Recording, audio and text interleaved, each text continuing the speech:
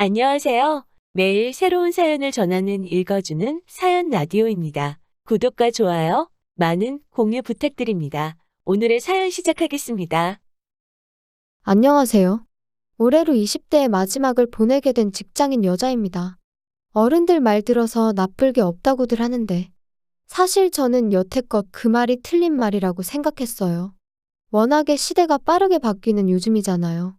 어른들 눈은 틀리는 법이 없다는 그 말이 저는 그저 말 좀 잘 들으라고 만든 그런 소리라고 생각했어요. 과거에 정체되어 있는 고리타분한 사고방식이라고 생각했죠. 그런데 이번 일로 제 생각이 짧았다는 걸 뼈저리게 깨달았습니다. 제가 대학 졸업을 앞두고 인턴으로 일을 잠깐 한 적이 있어요. 남편은 그때 처음 알게 되었습니다. 남편은 회사의 정직원으로 인턴들에게 회사 업무를 알려주는 사수 역할을 하던 사람이었어요. 자상한 성격과 재테크에 대한 해박한 지식으로 사회초년생 중에 초년생인 동료 인턴 직원들한테 인망이 두텁고 인기가 많았어요. 그때 당시 저는 인턴 월급 100만 원도 안 되는 걸로 무슨 재테크냐 싶었고 전혀 관심조차 없었습니다. 남편이 동료 인턴들 데리고 다니면서 퇴근 후에 재테크 설명회나 강연 같은 것도 데리고 다니고 그랬었는데 저는 그냥 혼자 겉돌았죠. 인턴 끝날 때쯤엔 저 빼고 다른 동료들끼리 절친들처럼 되어 있었어요. 인턴 마지막 날엔 남편도 같이 해서 거창하게 회식 자리를 열었었어요. 저는 같이 어울리던 사람이 아니었다 보니 그 자리에 끼지는 않았었습니다. 아무튼 그 몇 개월 안 되는 짧은 인턴 생활을 뒤로하고 저도 졸업을 하게 되었고 다른 회사에 취직도 하게 되었습니다. 인턴 때 배워서 쓸만했던 건 복사기 쓰는 법 정도밖에 없더군요. 하지만 사회생활이 중요하다는 건 저 혼자 겉돌면서 뼈저리게 배워서 새 회사에서는 사람들하고 어울리고 나름 잘 지내게 되었습니다. 그렇게 회사 생활을 시작한 지 3년 차가 되던 해였어요. 외근을 나갔는데 거기서 정말 우연처럼 남편을 재회하게 되었습니다. 오랜만에 만난 사수라 우연찮은 만남이 신기하긴 했지만 사실 인턴하던 당시에 저만 따로 지냈다 보니 다른 인턴 동료들처럼 많은 추억도 없었거든요. 저보다 오히려 당시 남편이 더 반가워했습니다. 그때 연락처를 서로 교환을 했는데 정신을 차리고 보니 남편과 연인 사이가 되어 있었네요. 이렇게 다시 만난 건 우리가 함께할 운명이라 만난 거라는 남편의 말을 계속 듣다 보니 정말 저희가 드라마나 영화에서나 볼 법한 그런 운명 같은 사랑을 하고 있는 것처럼 느껴졌어요. 그리고 그 운명이라는 단어에 취해 남편의 환경이라고는 하나 신경 쓰지 않고 연애를 시작했습니다. 그렇게 2년의 연애를 하고 재작년 겨울에 남편의 청혼을 받게 되었습니다. 저희 부모님은 남편을 꽤 좋게 봤어요. 서글서글한 인상에 부침성도 좋고 직장도 그만하면 더할 나위 없다고 사윗감으로 마음에 든다고 하셨지만 상견례가 끝나고 나서 남편의 집안 형편 때문에 제가 고생할 게 너무 눈에 선이 보인다며 결혼을 허락해 줄 수 없다고 하셨습니다. 저희 집이 뭐 남의 집 집안 사정을 가지고 뭐라고 할 정도로 부자는 아니지만 적어도 남편의 집과 비교해보면 헐 나은 상황이었어요. 중소기업이긴 해도 부사장으로 일을 하고 계신 아버지와 전문직인 어머니 두 분의 벌이 덕분에 경제적으로 부족했던 적은 없었거든요. 반면에 남자친구 집은 형편이 썩 좋은 편이 아니었죠. 노후 준비도 안 돼 있는데 경제활동조차 하지 않는 홀어머니에 아직 대학생 졸업반인 신우까지. 부양해야 할 가족들이 한 명도 아니고 둘이나 있었거든요. 당시 남편이 집에 생활비를 보태고 있었는데 액수는 정확하게 말해주지 않았지만 상견례 자리에서 나왔던 말로 추정해봤을 때 대충 남편이 시댁에 보내는 생활비가 없으면 시댁이 생활이 어려울 정도였답니다. 그래서 이 결혼을 반대하셨는데 결국 제가 바득바득 우겨서 결혼을 하게 되었습니다. 자식 이기는 부모 없다고 부모님의 반대에도 불구하고 제가 우겨서 결혼을 억지로 해버린 거죠. 물론 남편도 어느 정도 저희 부모님 마음을 돌리는데 일조를 하긴 했습니다. 곧 있으면 신우가 졸업해 취직을 하게 된다. 그때부턴 시댁에 생활비를 보태지 않겠다 하면서 저랑 남편이 이렇게 서로 사랑하는데 그깟 돈 때문에 결혼을 못한다면 평생을 후회 속에 살게 될 것 같다며 애걸복걸했어요. 지성이면 감천이라고 했던가요? 매일같이 찾아와 믿어달라 설득하는 모습에서 부모님이 마음을 어느 정도 돌리셨습니다. 저도 옆에서 우리 결혼하게 내버려두라고 바득바득 우기고 있었기도 했고요. 그렇게 저희는 결국 결혼을 하게 되었어요. 없는 형편에 부족함 없이 신혼생활을 즐길 수 있었던 건 친정부모님 도움이 컸습니다. 경제적으로 힘든 남편을 대신해 친정부모님이 신혼집과 혼수를 마련해 주셨거든요. 사실 저는 부모님이 주는 용돈으로 생활을 했어서 여태껏 직장 다니면서 받은 월급의 대부분을 저축한 상황이었어요. 하지만 남편의 경우에는 서울에서 혼자 자취하면서 시댁의 생활비도 보태야 했기에 사실 모아놓은 돈이라고 해봐야 모아놓았다고 부르기도 민망할 만큼 보잘것없는 금액이었습니다. 남편이 모아놓은 돈을 가지고 조촐하게 결혼식을 진행했어요. 시댁도 서울에서 차로 3시간 거리 떨어진 곳에 있었던 데다가 남편도 어차피 부를 사람도 많이 없다 하여 서울 근교의 분위기 좋은 곳에서 정말 친한 친구들 몇 명과 가족들만 모시고 결혼식을 조촐하게 진행했습니다. 제가 모아놓은 돈을 가지고는 사실 차를 뽑으려고 했었어요. 그런데 남편이 지금 우리 형편의 자동차는 사치라며 자기는 차 없어도 된다고 그 돈은 그냥 아껴두자고 하더군요. 그런 남편의 알뜰한 경제관념과 꼼꼼함이 저보다 훨씬 어른스럽구나 하고 느꼈었어요. 당장 차가 있으면 편하게 하겠지만 현실적인 이유로 그걸 참아내자는 자제력도 대단해 보였어요. 처음 결혼 후 몇 달은 알콩달콩 재밌게 지냈습니다. 사실 친정에서 해준 집에 도움이 컸죠. 경제적으로 스트레스를 받을 일이 없었으니까요.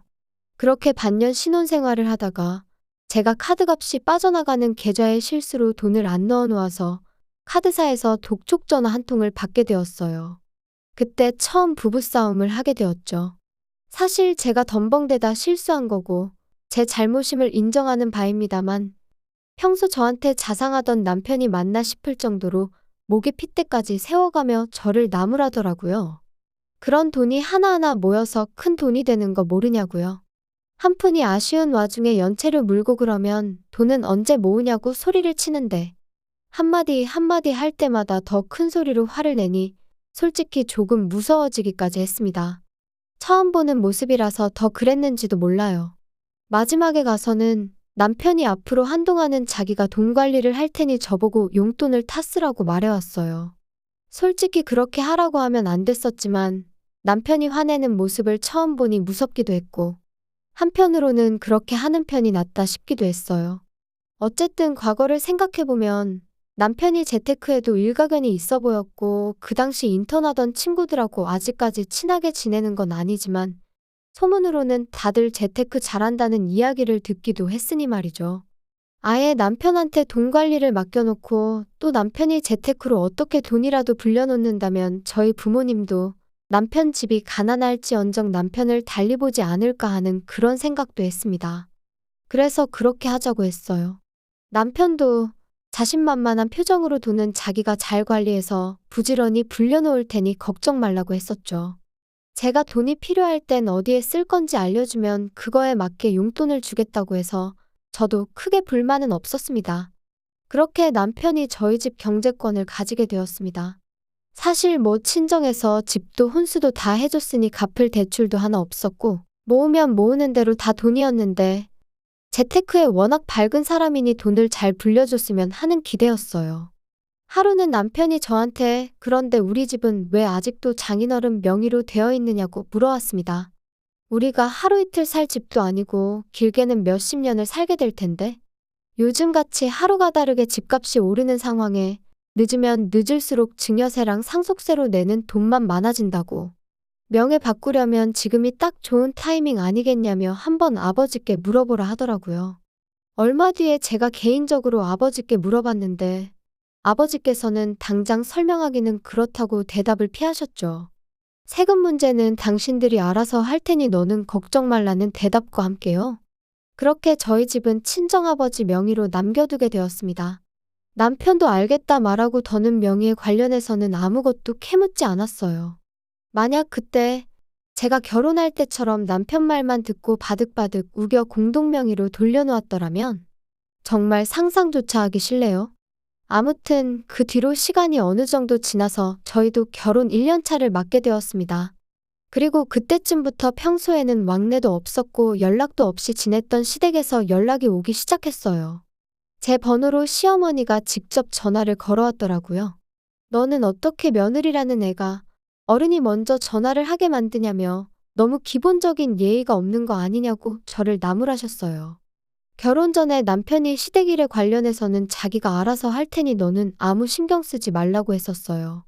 말했던 대로 신우가 취직할 때까지의 시간 동안은 좋으나 싫으나 남편이 여전히 시댁을 도와줘야 했었거든요. 아마 그런 걸로 저한테 괜히 미움 살 수도 있으니 그랬던 거라 생각했었죠. 아무튼 남편이 알아서 한다고 해서 그렇게 하라고 하고 있던 상황에 난데없이 시어머니가 저한테 며느리돌이를 찾으시니 조금 당황스러웠네요. 지금 다시 생각해보니 아마 시어머니가 저를 휘어잡아서 남편 모르게 저한테서 뭐 하나라도 개인적으로 빼먹을 계획이 있었던 게 아닌가 싶어요.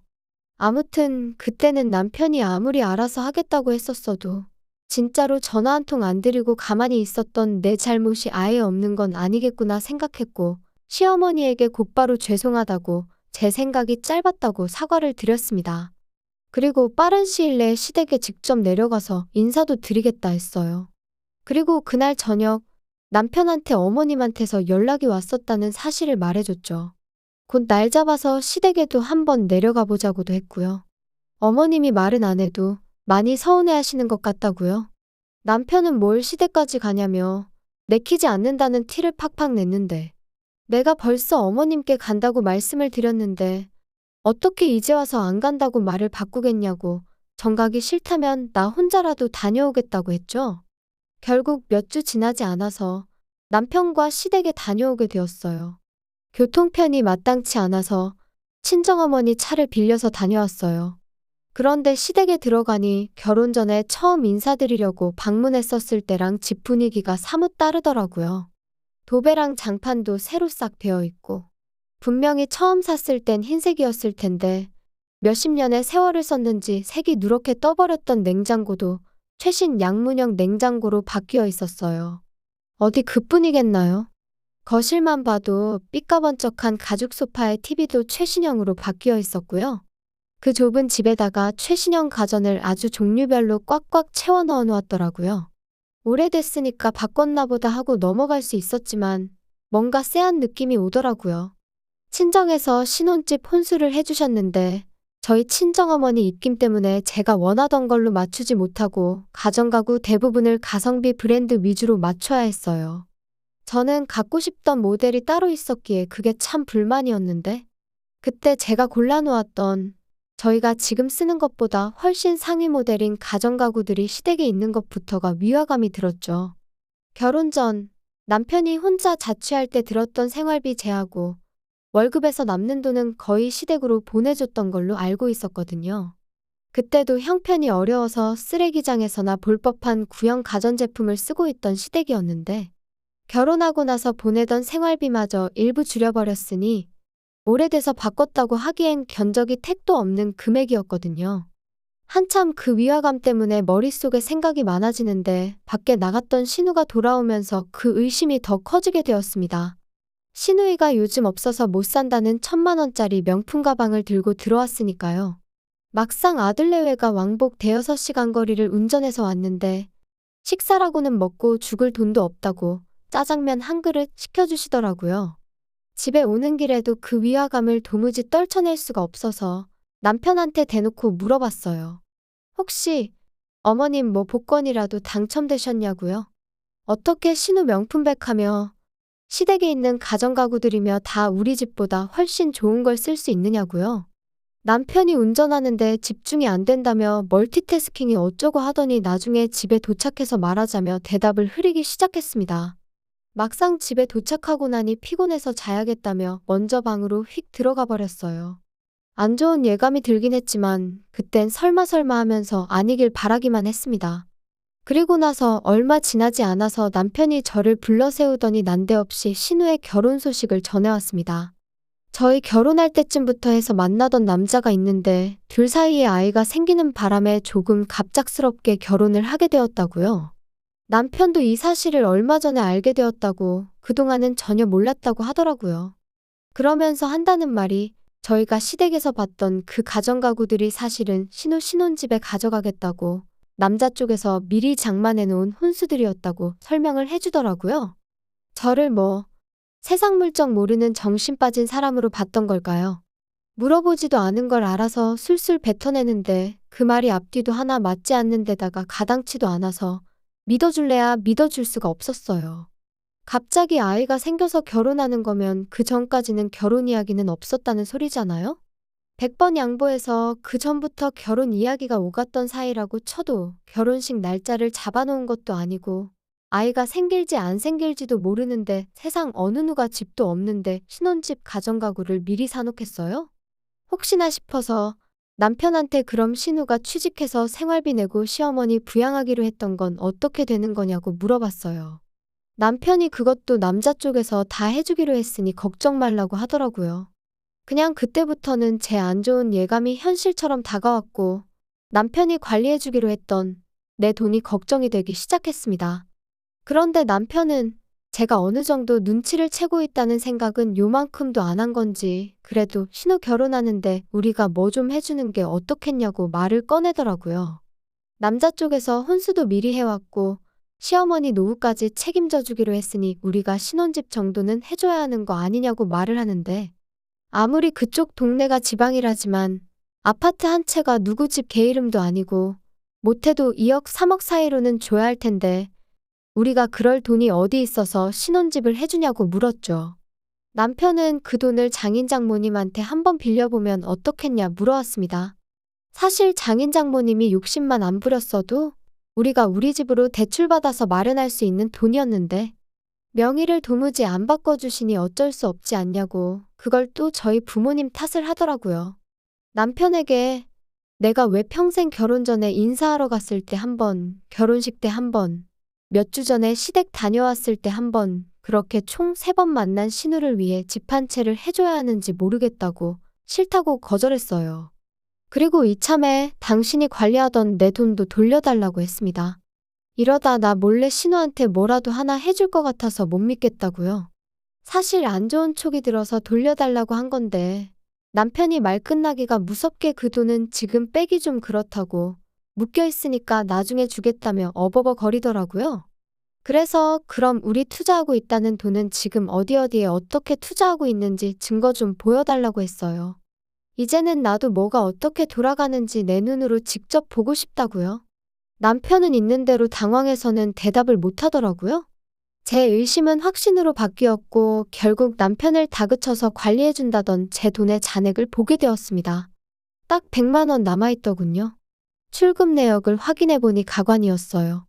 제 돈을 건네받자마자 한 달도 안 지나서 가전마트랑 가구점에서 3천만 원 결제된 기록부터 해서 신우한테 1,000만 원이 넘는 돈을 보낸 기록에다 그때그때 시댁에 생활비 하라고 보낸 건지 소액으로 몇 번씩 시어머니 계좌로 이체된 기록까지 전부 고스란히 남아있었습니다. 이건 어떻게 설명할 거냐고 물으니 뻔뻔하게도 신우한테 송금된 돈은 빌려준 돈이고 시댁 가정가구 바꿔준 건 신우가 결혼하는데 맨몸으로 보낼 수 없으니 결혼할 때 가져갈 혼수를 미리 맞춰준 거라고 변명을 하는 겁니다. 빌려준 돈이면 차용증 써놓은 건 있냐고 물으니 또 대답을 못하더군요. 가족끼리 무슨 차용증을 쓰냐면서 신우가 이자까지 쳐서 갚기로 했으니 따지고 보면 자기가 제 돈을 굴려주기로 했다는 그 약속은 변함이 없답니다. 직장도 없고 이제 애까지 생겨서 결혼하는 신우가 무슨 수로 그 큰 돈을 언제가 돼서 갚겠냐고 따졌더니 이젠 아예 적반하장으로 때되면 알아서 갚을 거니까 얼마 되지도 않는 돈 가지고 호들갑 좀 떨지 말라더군요. 시집와서 한 가족이 되었으면 가족을 돌아볼 줄 알아야지. 다른 사람도 아니고 내 동생이 결혼하는데 맨몸으로 시집 보내서 그 집에서 식모노를 타면서 사는 꼴을 어떻게 보냐고 따지는데 너는 뭐 장가올 때 땡전 한 푼이라도 들고 왔냐고. 네 말대로면 너는 우리 집에서 머슴 대접 받으며 결혼 생활하는데 머슴 자식이 주인님 모르게 주인집 아가씨 재산을 털어먹은 것도 모자라. 이젠 믿어준 사람을 속여서 주인집 돈까지 털어먹으려 개수작을 부리고 있냐고 한마디 했어요. 남편은 저한테 말 다 했냐며 그깟 돈 얼마 더 있다고 사람이 우습게 보이냐고 돈 많은 거 유세 부리냐고 개거품을 물더라고요. 우리는 운명이 맺어준 인연이라던 그 사람, 결혼을 반대하는 우리 부모님께 믿어달라고 매일같이 찾아와 저를 행복하게 해주겠다던 그 사람이 진짜 맞는 건가? 돈 얼마 때문에 사람이 저렇게 변할 수가 있나? 돈이란 게 참 무섭구나 싶었습니다. 부모님 반대에도 불구하고 제가 아득바득 우겨서 한 결혼이었기에 더더욱 행복하게 잘 살고 싶은 마음뿐이었는데 이 사람은 제 돈 얼마, 자기 가족들 책임져야겠다는 그 알량한 장남 자존심에 모든 걸 박살내버렸네요. 정말 마음 아프고 죄송했지만 믿고 의지할 건 부모님밖에 없었습니다. 저는 바로 친정으로 향했어요. 자초지종을 들은 부모님께서는 그렇게 될 줄 알고 처음부터 진명이도 안 바꿔줬던 거라며 다 해결해 줄 테니 걱정 말라고 하시더라고요. 바로 전문직인 어머니 인맥으로 이쪽 방면에서 유명한 변호사를 선임하셨고 남편에게 바로 퇴거 명령 그리고 제 돈에 대한 내용 증명과 이혼 서류까지 같이 보냈습니다. 남편은 처음에는 돈만 갚으면 이혼은 안 해도 되는 거 아니냐며 발악을 했지만 소송까지 가면 위자료까지 뱉어내야 한다는 말에 금세 꼬리를 내리고 이혼 서류에 사인을 했어요. 어차피 맨몸으로 온 남편, 내쫓을 때도 맨몸으로 쫓아내버리면 되는 거였으니 이혼 자체는 어려울 게 없었죠. 다만 남편이 가져간 제 돈은 남편이 직접 저한테 갚아야 했습니다. 이자까지 포함해서 말이죠. 그 와중에 조금이라도 돈을 마련해보겠다고 시댁에 바꿔준 가전도 신우한테 줬던 명품 가방을 중고로라도 팔아보려고 했었나 봐요.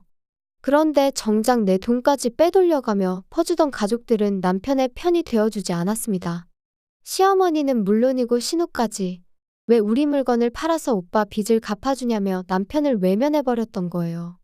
결국 당장 돈을 마련할 수 없었던 남편은 잘 다니고 있던 회사에 희망퇴직 신청을 해서 퇴직금에 얼마 더 얹어준 위로금을 합쳐서 저한테 돈을 갚았습니다. 신우 결혼도 일찍이 저희가 이혼 서류를 주고받는 과정에서 벌써 파토가 났다고 하더라고요. 남자 쪽에다가 집을 해간다는 조건으로 신우가 먼저 결혼을 하자고 했던 거였고 그러면서 결혼 전제로 쭉 만남을 이어오다가 아이까지 생기게 되었는데 해온다던 집은 물론이고 땡전 한 푼 없어서 혼수도 못 해간다고 나오니 남자 쪽에서 사기 결혼 당할 뻔했다며 신우를 손절했다고 하더라고요. 남편이 저와 결혼하면서 처음부터 저희 집 돈을 있는 대로 뜯어갈 계획을 세웠다는 게 더 소름이 돋네요. 30도 안 된 나이에 이혼녀 딱지를 달게 되었지만 그래도 남편과 시댁 식구들이 합당한 벌을 받았다는 걸 위안 삼으려고 합니다. 결국 모든 건 운명처럼 만나 결혼까지 하게 되었다는 저한테 밥 한 끼 먹여주지도 않을 그 상황에 취해서 부모님께서 하지 말라던 결혼을 아득바득 우겨서 해버린 제 잘못이라고 생각합니다. 그 또한 부모님 말씀을 귀담아 듣지 않았던 제가 받는 벌이라고 생각하고 있습니다. 적어도 앞으로 무슨 일을 결정함에 있어서 부모님 하는 말은 무조건 들어야겠네요. 긴 이야기 들어주셔서 감사합니다. 오늘의 사연은 여기까지입니다. 구독과 좋아요, 알람 설정해주시면 앞으로 더 좋은 사연으로 찾아오겠습니다. 감사합니다.